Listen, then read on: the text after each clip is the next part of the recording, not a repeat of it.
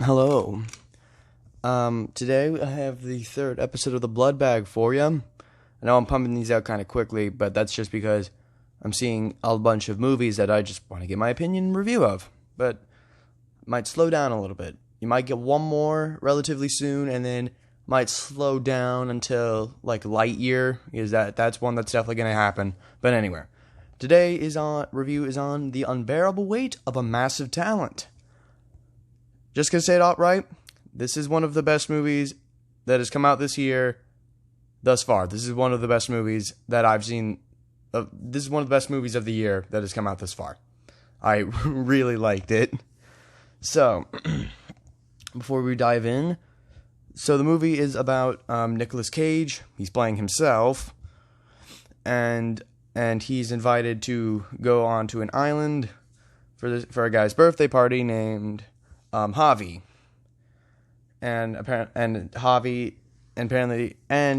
Nicolas Cage then gets involved with the CIA, because apparently Javi isn't exactly on the up and up, apparently working for a weapons cartel. So now Nicolas Cage needs to do some action spy movie crap to stop him. Now, already, the acting in this movie, amazing. I haven't really delved into the acting with Morbius because I didn't really think so. In fact, I already left my opinions on it, saying that the characters in Morbius were bland, boring. This movie is the exact opposite of how the boring, nothing characters that were in Morbius, besides Milo. Every character in this movie is good. I remember most of their names because in this movie you also have Nicolas Cage's family. They're also great. Almost every character in this movie is good, is very well done and well acted. And so in the movie, it starts off and Nicolas Cage is talking to a director who is actually played by David Gordon Green, the guy who is directing the new Halloween trilogy. I think that's a pretty fun cameo. But anyway, and Nicolas Cage, he's not in the best spot. He doesn't have a great relationship with his family.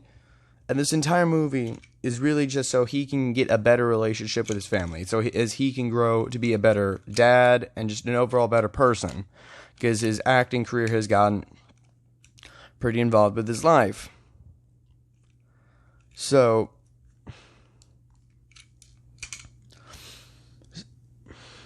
another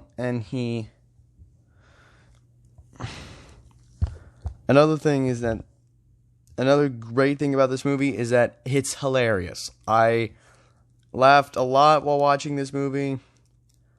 It's just, the comedy in this movie is so good.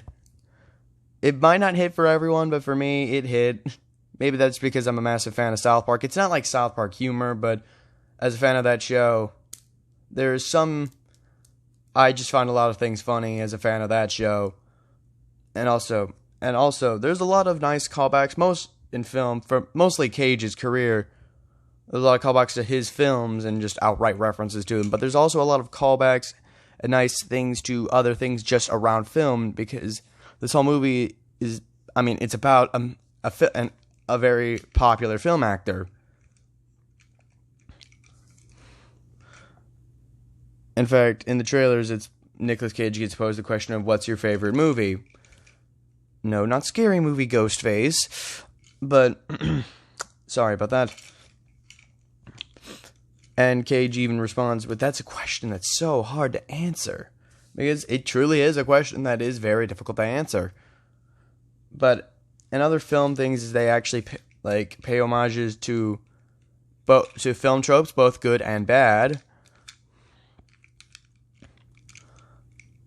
And also, it's surprisingly really well done emotionally as well. It's not like the most emotional thing, but it hits home and it's pretty well done.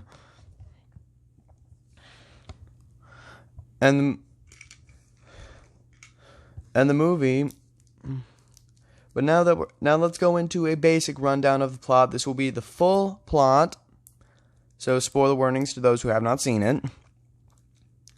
So obviously it opens up, Nicolas Cage is talking to the director, and he's going in, and then he talks to like a therapist about his family issues. He gets invited to go on the island. He has his fun with Javi.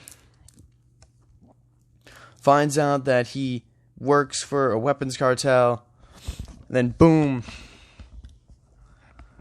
he's working for the CIA. And then it's just a whole thing. But then it's revealed that Javi was being framed. Well, it's actually his cousin who's the bad guy. And also, Nicolas Cage has to save his own daughter who gets kidnapped. And I forgot to mention, though they're trying to save a president's daughter, not the U.S. president's daughter. This isn't some Resident Evil 4 shit. But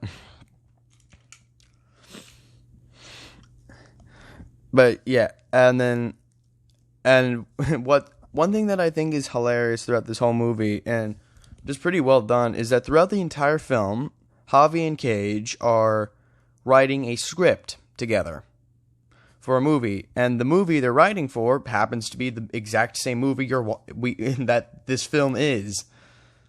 And there's a pretty nice, again, going into spoilers again, there's a nice joke. It's not really a joke, but it's a nice, seemingly really well done transition from the movie where, like, the actual story of the main film transitioning to the movie version of it in the movie.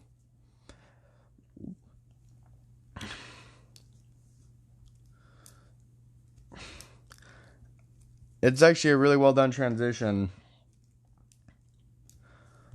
And again, and I also I love all the Nicolas Cage references that is in this movie. And the Nicolas Cage movie references are because Javi is a big, massive fan of Cage, and he actually has a shrine filled with shit from Cage films. Like, you got the Beast axe from Mandy, which is a very good movie. If you haven't seen it, go check that out. It's very good. You have stuff from Face Off, which is a movie that also gets referenced directly. One movie that I'm surprised they actually didn't mention at all is Ghost Rider, which that could be for better or worse. Especially considering there's a scene in the movie where Cage and Hobby are running from guys on motorcycles.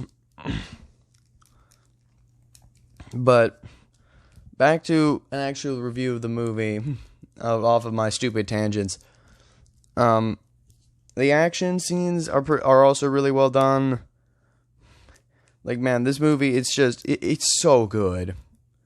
Again, like I said, this is, for me at least, this is one of the best movies that has come out this year.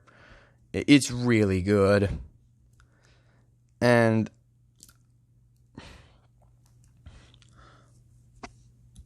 also, by no means, this isn't the first kind of movie to do this where it has an actor playing themselves. This isn't the first movie to do that. I can't really pull up an example, but I know this isn't the first to do that.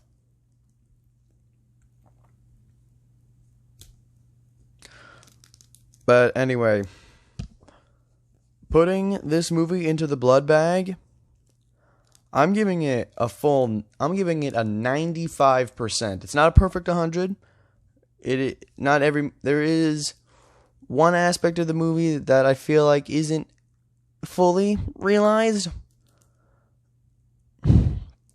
That being the twist with the antagonist. Okay, going into spoilers, obviously, like I said earlier, Javi is not the villain. He's being set up and being forced to be the figurehead of this thing by his cousin, Lucas. And I feel like Lucas could have been... I know they're saving it for the twist, but Lucas could have been made to be better. I'm not saying he's the worst. He's not like that fucking villain from Thor: The Dark World, but Just, he could have been better. And that's kind of the one thing that kind of drags the movie down. But as it is, like I said, 95% on the blood bag. This film is so fucking good. Anyway, I hope y'all enjoyed episode 3 of the Blood Bag reviews. The next episode, I'll just say it now, it's gonna be The Bad Guys. And I'm doing that movie for not the reason you think. Yeah, my friend Noah wants me to do it for that exact same reason. Anyway, I hope you all enjoyed the video. Leave a like if you did, and subscribe if you enjoyed my content. And I hope you all have a great day. And I'll see y'all next time. Bye-bye.